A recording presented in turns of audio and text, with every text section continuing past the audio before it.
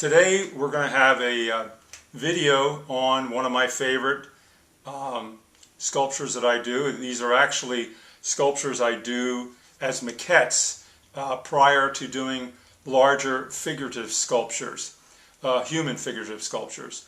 I call this Starman. I used to call it Peanut Man, and I'll show you why shortly. But what I do is I make a small maquette like this out of soft clay.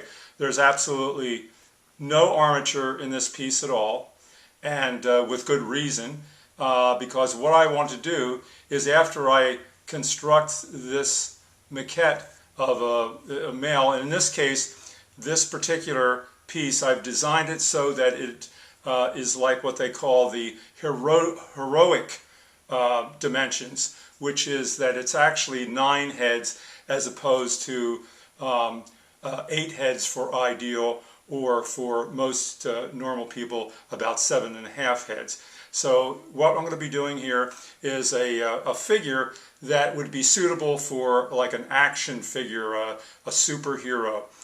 So let me get started and show you how I do this. First of all, I'm going to take there's the 2 clays that I've mentioned before, which I am just crazy about. I really like a lot. Is the soft, Chavant soft clayette, and which you can see right here. And I have the Chavant hard, which is what I will be translating this design into when I'm ready to commit to a definite larger sculpture. But for now, I'm going to be using the soft clay. Now, what I do is I make an estimate of how large I want to make a maquette. And what I do is I create a sphere for representing the mass of what I want to work with. So this particular figure that you have here that I'm showing is actually the same mass as this 2-inch diameter sphere of clay that I have here, the soft clay. But what I'm going to do is show you how to do it faster, especially I have very large hands, so I can use a bigger piece to do this. But a lot of people, especially women, might prefer doing this a little smaller. It's a little bit easier to manipulate, and you can get exactly the same results and effects that I do with a little bit larger maquette. So let me get started and show you how this works. All right, as I told you in our very first video, with the little automobile, what it was is the design was all additive, which means that I would take simple geometric forms, put them together. Okay, now in this stage, this was kind of my second evolution in sculpture, where I was no longer putting simple geometric forms together and fusing them, but what I was actually doing was taking a single shape like this and then morphing it into all the different geometric forms that you would see in a maquette like this. So I'm going to show you how I do that. First of all, and I'm going to start with a small sphere here. This is about 1.5 inch diameter sphere. And the reason I used to call it Peanut Man, because the first thing that I would do is I start to divide, almost like cell division going on here. I would start to divide this sphere into 2 portions like this. Okay? And as you can see, it kind of resembles a little bit of Peanut, and that's where I came up with the idea of Peanut Man originally. But as you put on the different appendages, I like the name of Starman a little better, so that's what I'm going to show you how to do. All right, so first of all, by dividing this into 2 portions like this, this is going to represent the upper part of the body and the lower part of the body. So the middle section is actually where the waist is going to go. Now you can do this, I do this with the male and female figure, human figure. With the male figure, excuse me, the male figure, I tend to put a little bit more mass towards the upper part, because as you can see, I'm creating him with a lot of musculature on the top here. Also notice that his head is smaller, and that is because I wanted to create that heroic dimension, which is 9 heads, as I mentioned. Okay, so what I do now is the first stage, and it doesn't really matter, you don't have to do the legs first, the arms first. I do prefer doing either arms or legs first before I do the head. And what I do is, in this case, I'm going to start with the legs. So I'm taking the lower portion here, and now this is the morphing part, where I'm taking that lower portion and I'm morphing, I'm making an appendage come out, a pointed appendage. It's almost kind of like as if I'm going to be making a snake, but I'm only doing it on this one portion here, okay? So can you see that? So Peanut Man just suddenly, or Star Man just got his first point. All right, then, again, you'll notice that I'm using only my hands. As I've mentioned before, they're the best tools you'll ever have, and they're going to help you to advance much faster because you're developing your eye and hand coordination while you're working with this clay. All right, so as you can see, I'm trying to keep a relatively formal development here, excuse me, with the legs, and you can see I have fairly good proportions here. They're not exact, but they don't have to be at this stage. I'm trying to just start off to get the proportions. Now, I'm starting already. If you'll notice, I'm moving a little bit, morphing a little bit of the clay from down below, from the lower part of the abdomen, which will be the abdomen, and I'm forming a little bit more of that waist, pulling it, shifting it up, morphing it up into the upper part, which is going to be where the head, the arms, and the thorax or the chest will be. All right, so the next stage is that, once again, just like with the legs, we're starting to pull that clay, roll it in your fingers, move back and forth, bring out another appendage, and to the side, another appendage. And at this point, you don't really need to worry about what's front or back. What you want to do is start to just simply create simple geometric forms that slightly resemble arms and legs. And you want to get some kind of a sense of the relationship between the arms and the legs. The legs obviously are much larger, more muscle in the legs than in the arms. But at this point, you want to just start to build those relationships. As you can see, I still have quite a bit of mass in here. Now that I've established this much, 2 arms and 2 legs, I'm going to do the head. And what I do with the head is the same thing. I start to pinch out like that. Now it's starting to look like a star. That's where I got Starman from. And the only difference is I don't go as far as stretching it way out like the arms, because the head doesn't really require that. I go to about that point, try to make a nice end up here, nice and smooth up in the top here, and then I simply, and this is the key and really easy trick to do to create a nice head. You simply start and you just bend that appendage over, as you can see as I'm bending it over.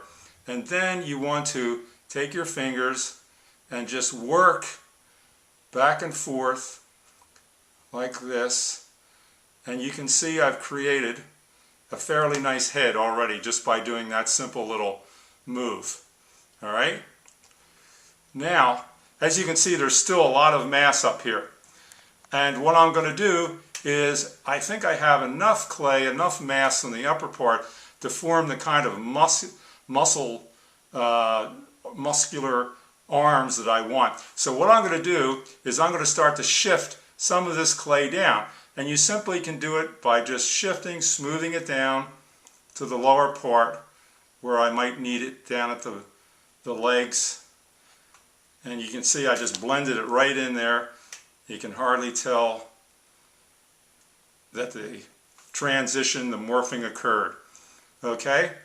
So that's the next stage. Now, I'm going to do a little more detail creation of the legs.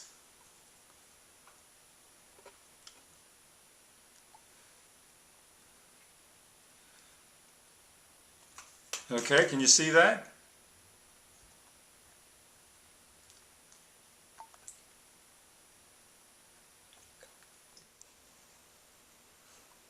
Okay, so let me review this a little bit. We've taken the piece, the small piece here, the 1.5 inch diameter sphere, and created this small piece. And you can see, compare the two, and you can see the difference in level of detail.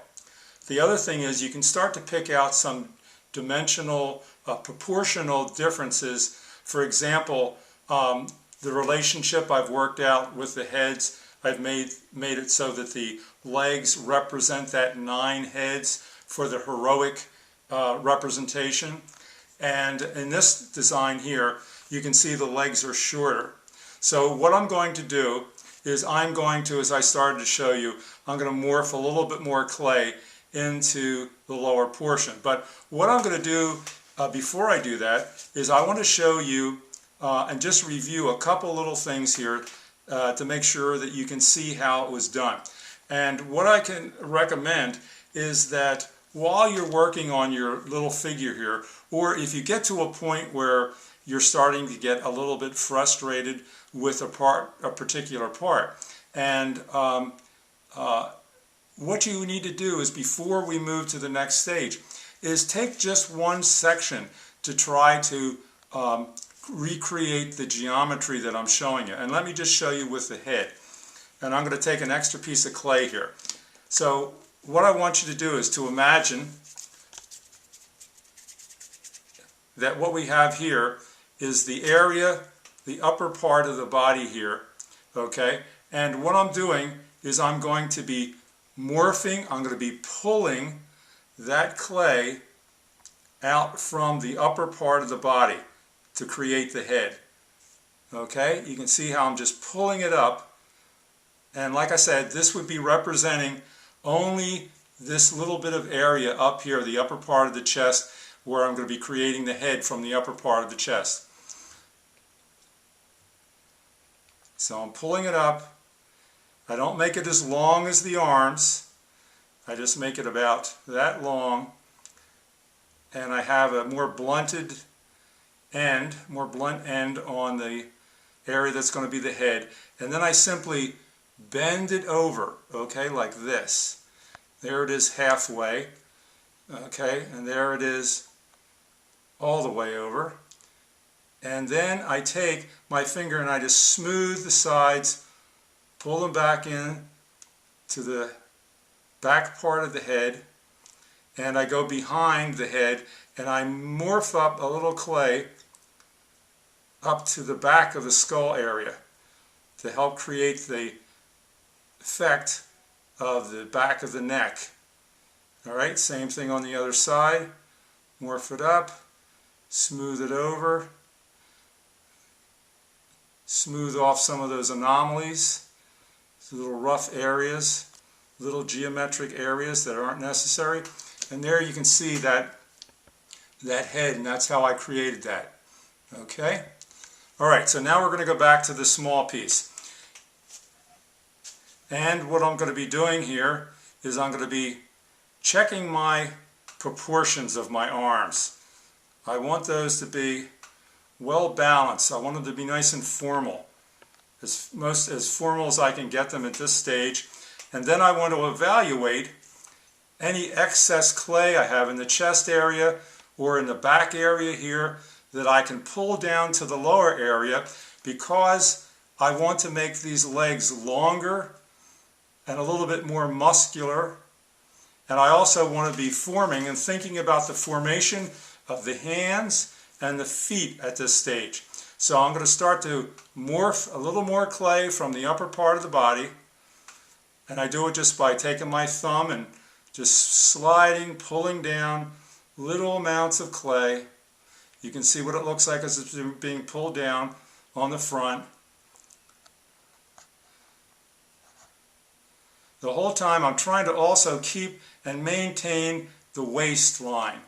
On the back here I've got a lot of clay, so I'm going to do the same thing. I'm going to morph it down, pull away from the back of the shoulders here, smooth it down, and you can see I'm moving it into the area, the lower part of the back and buttocks area here.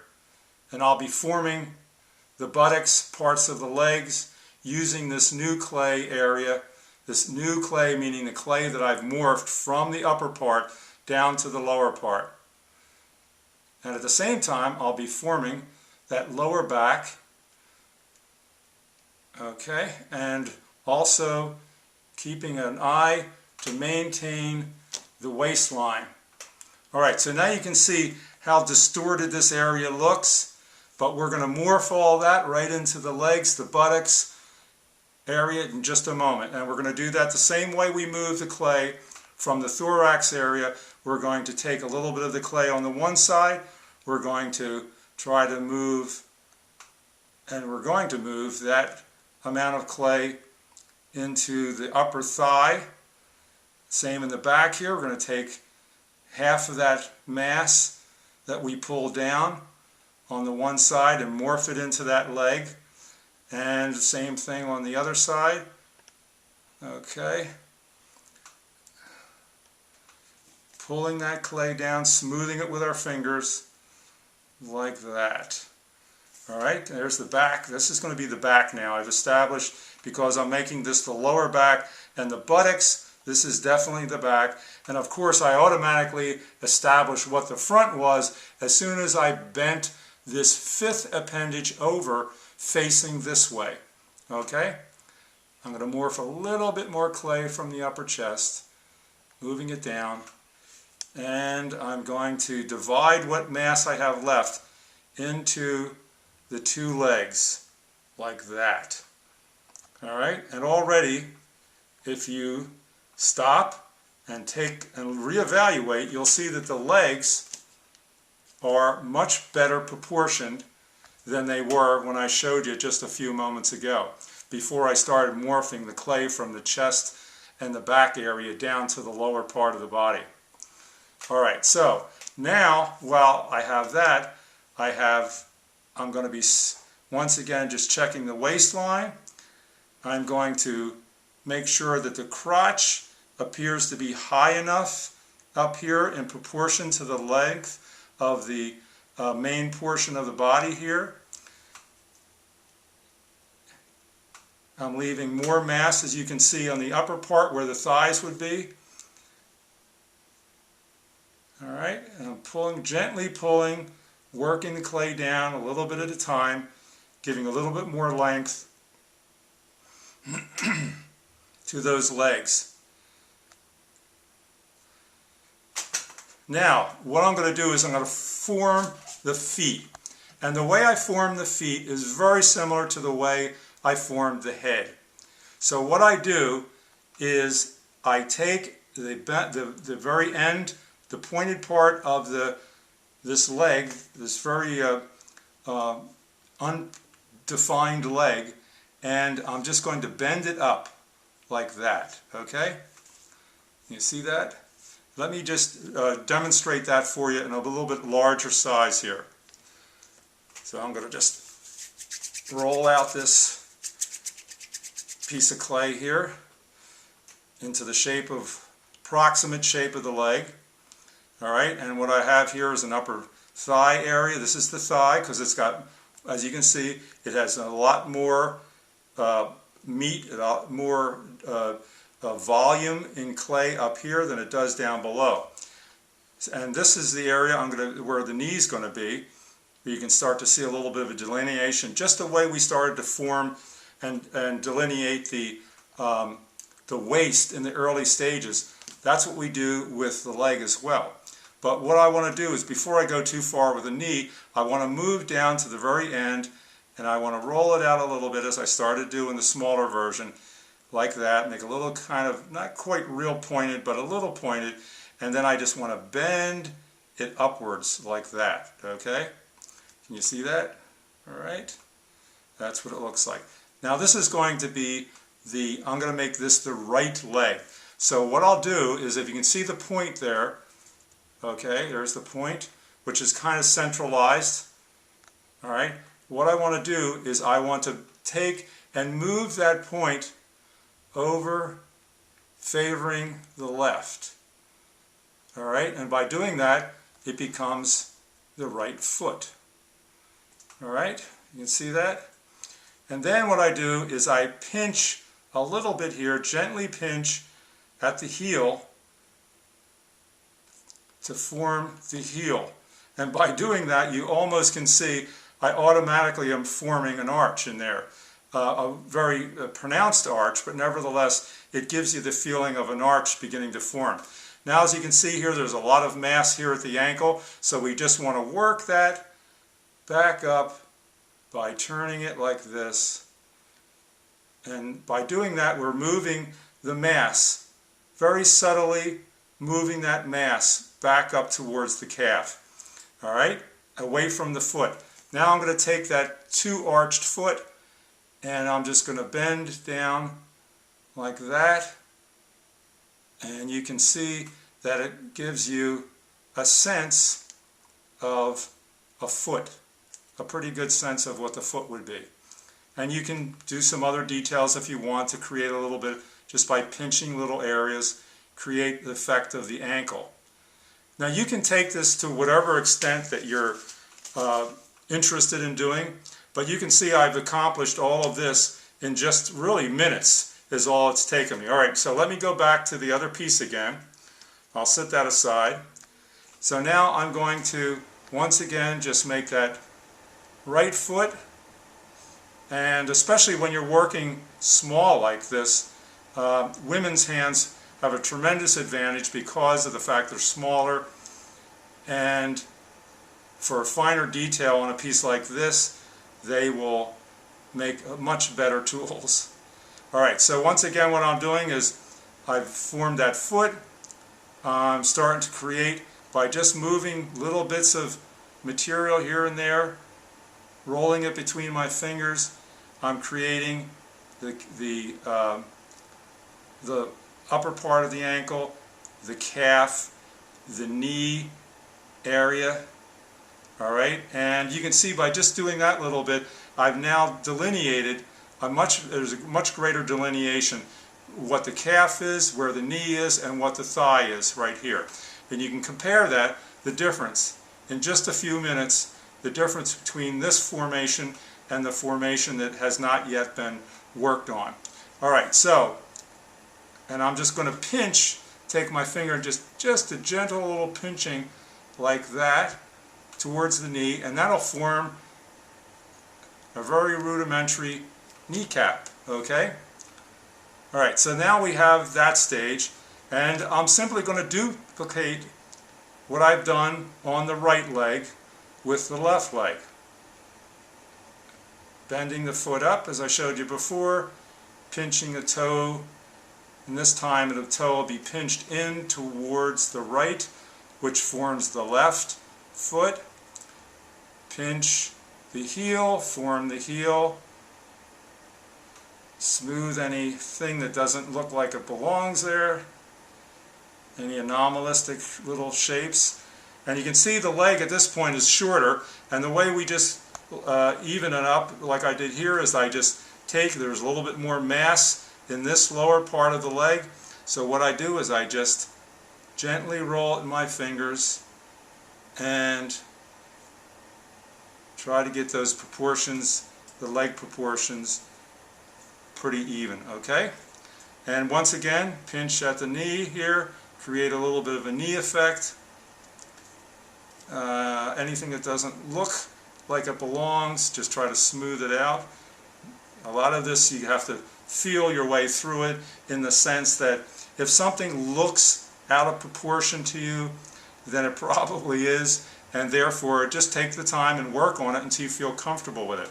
Alright, so there we have a good representation of the lower part of the legs, or the lower part of the body from the waist down. And you can see we've pretty much duplicated our larger figure here already in the smaller version. Now I'm going to go up and I'm going to smooth a little bit of the back here to form the buttocks a little more, move a little bit of that clay in the back area here, creating that lower part of the back. And I'm just going to be kind of working my way up, gently smoothing little bits of clay up. Okay, so like that. and the front looks fairly good.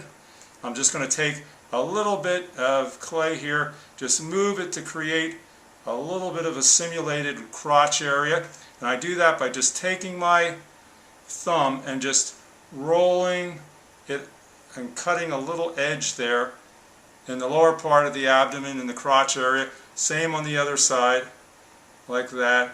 And when you do that, you also help to delineate those upper parts of the thigh, okay?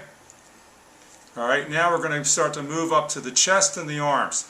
Now, up in this area, what I want to do is I want to give a better formation of the arms.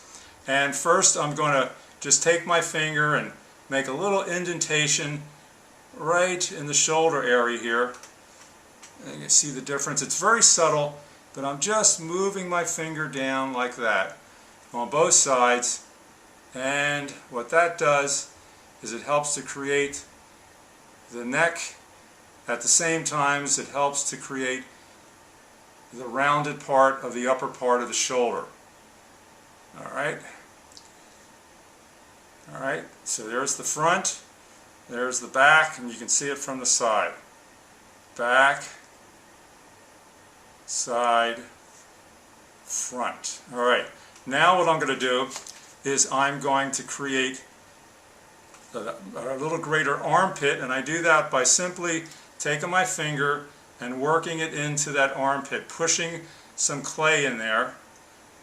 I want this to be a very muscular looking figure, so I'm going to keep more mass in that shoulder, and the way I do it is I just round it off a little bit, as you can see. Alright, now as you can see already, without hardly any effort, you can almost anticipate that the inside of the elbow is going to be right here. Alright? And so what I'm going to do is just take my finger and I'm going to just pinch it as if I was going to form the foot. Alright? I'm going to just pinch it up just a tiny bit. And the reason I'm doing that is simply to create a sense of where the elbow will be. Alright? I'm going to do the same thing on the other side. Right about where I estimate the elbow is going to be. And the reason I'm going back and forth from one side to the other is because I want to try to maintain a sense of formal balance in the body. Okay? Alright, so once again I'm going to take a little bit of my finger here, and take a little bit of this clay, kind of push it up in the armpit area, roll it up a little bit, and help create that rounded effect on the shoulder. Alright, so now we're pretty far along here. You can see we're getting very close to our figure. Alright, so next what I want to do is form those hands. And the way I form the hands is very similar to the feet, except it's a little bit different. And what I do is I take the hand, the end of the arm, and I take the hand and create it by pinching it flat a little bit and then bending it down like that, okay? Just like that. And I'm going to repeat this in the larger size so you can see exactly how I do it. Then, and this is where, especially where a girl's hand would be, or a woman's hand is going to be a lot better adapted to form this. I'm going to form a little tiny thumb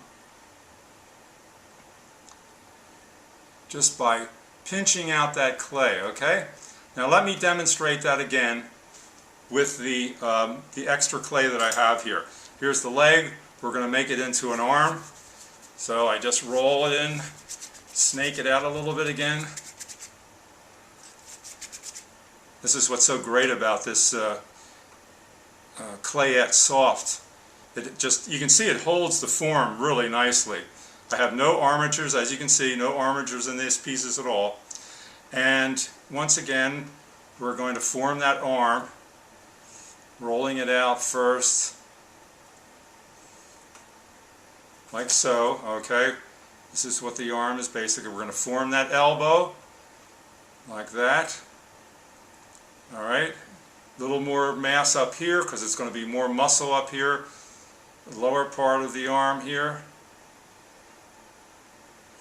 And we're going to form the hand, rolling the clay a little bit like that, and then we're going to pinch it, and at the same time we're pinching, we're going to bend it down like that. Okay, so you can see that. Alright, and then to form the thumb, we once again pinch from the top part of where that hand was, or the hand, simulated hand was bent down. We're just going to pinch and morph some of that clay upwards like that, okay? And the same as we did with the lower part of the leg when we created the foot and the ankle area, I'm going to take and I'm going to just roll my fingers like this, and what that does is it lengthens the arm a little bit, but it also moves the clay backwards into the lower part of the arm, giving it a little more muscle in that area. Okay? There we are. And I'll show you on this piece, the way to form some of the muscles in this early stage is simply take your finger and just make a little indentation like there. And what we're doing, you can see we're starting to move some of that clay up and then smooth it up into the upper part. And you can see we can create the effect, the feeling of the muscle, upper muscle part of the arm. Okay, now, why do I do this? Well, the reason I do this is because I can produce 5, 10, 15 different variations of a design when I make maquettes like this. And after I've made the little maquette, what I do, and sometimes what I'll do is I'll just right from the beginning, I will reproduce this 5 times. Maybe there's going to be 2 figures in the sculpture, or maybe it's just going to be 1 figure, but I'm not quite sure. I have a general idea of the position I want to put the piece in, but I'm not absolutely sure, and I don't want to wait until I have a larger sculpture, especially when it gets to the hard clay. You cannot manipulate the hard clay the way you can with the soft clayette. So what I do at this stage is I take these figures and I start to bend them into whatever position. Say this is going to be an archer, then I put one arm up, I fold the fingers back over, I turn his head like so, I separate his leg, pointing his foot, getting the other leg back like that, and then I position his other hand as if he is about to release an arrow from a bow. Okay? Maybe I want him to be shooting straight parallel to the ground. But, well, maybe it would be more interesting, the design would be better, if I bent it so he was shooting upwards, like that. That's the advantage of doing little maquettes like this. And as you can see here, I do both the male and the female figures, and in another video I'll show you how to do the female form. And you can see here, there's a design here I'm working out. I have a little bit of clay supporting her just so she doesn't fall over. But here's a position I've been working with to get a sense of whether I want to go into the larger clay. And with the male, you see that I can do the same thing. I can, if I want to change the archer's position, his legs or whatever, to get a better sense of design, I simply need to bend it. Maybe I want him down on one knee with one leg extended like this. This is how I do it. And I work out all of those different positions that I want before I go into the larger version. So I think I've covered pretty much everything and why I do the maquettes. This use of the Starman has been a tremendous help to advancing my human figure sculptures. It's saved me hours and hours of work. When I used to begin sculpting in the early days, I used to go into, I'd get a picture, and because back then, of course, we didn't have the internet, and I would take that picture and I was excited about the picture, and then I'd start building up a large sculpture right away. The problem was that that one picture doesn't show you all the different angles of a sculpture. That's the advantage of what a maquette. You can turn it around, you can see whether its design is good from different positions, okay? And a picture will never give you that kind of information. So sometimes a picture looks great, may be the inspiration, but you still have a lot of work in order to take that two-dimensional picture and make it into a well-designed three-dimensional sculpture. And that's the big advantage of doing your sculptures in maquettes first before you go to all the effort of the large hard clayed sculpture. So I hope this has helped you. I look forward to hearing from you in your emails, and you can always contact us at learnsculpture.org, and like I said, I'll look forward to hearing any of your comments and your suggestions for future videos. We have a number of videos we're going to be producing in the coming weeks and months, so I hope you will enjoy all of them. Take care and have a great day.